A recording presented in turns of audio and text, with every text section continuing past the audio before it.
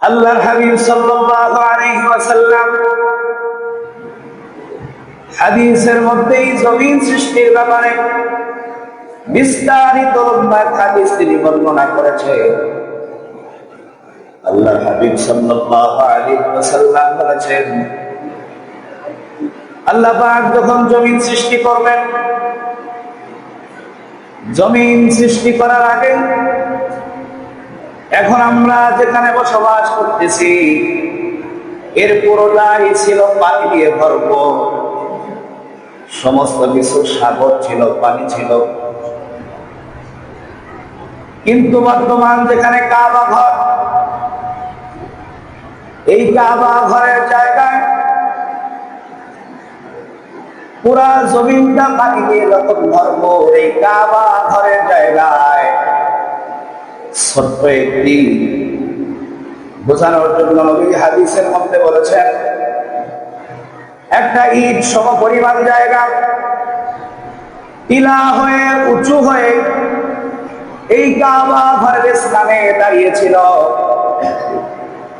পুরো জমিন যখন পানি দিয়ে সমতল সমান হয়ে আছে, কিন্তু এই কাবা ঘর যেখানে আল্লাহ পাক রব্বুল আলামিন বানিয়েছেন, তৈরি করেছেন, সেখানকার এই জায়গাটুকু ছিল উঁচু।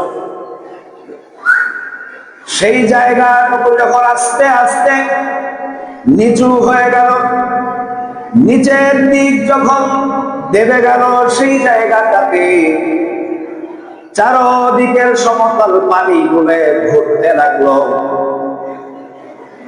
আপনাদের এই দিক তো নদী নাই, কিন্তু আমাদের ওই দিক নদীমাতৃক এলাকা।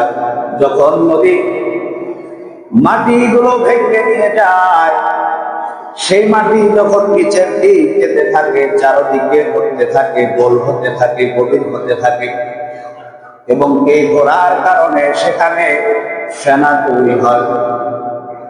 অনুরূপ ভাবে আল্লাহর হাবিব সাল্লাল্লাহু আলাইহি ওয়াসাল্লাম বলেছেন, এই উঁচু জায়গাটুকু যখন নিচু হতে লাগলো, সেখানে ঘুরতে লাগলো, গভীর হতে লাগলো, এই ঘোরার কারণে সেখানে ফেনা তৈরি হলো।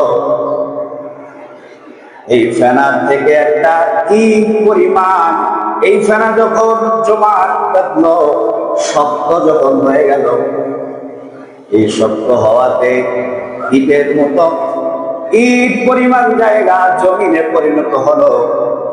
আল্লাহর হাবিব সাল্লাল্লাহু আলাইহি ওয়াসাল্লাম হাদিসের মধ্যে ফরমান, সুম্মা কুতিয়াতিল আরদু, এই ইট পরিমাণ জমিন থেকে আল্লাহ পাক রব্বুল আলামিন সুম্মা কুতিয়াতিল আরদু, এরপরে জমিনকে প্রশস্ত করলেন, বাড়াতে লাগলেন, বাড়তে বাড়তে আজকের এই পৃথিবী যা আমরা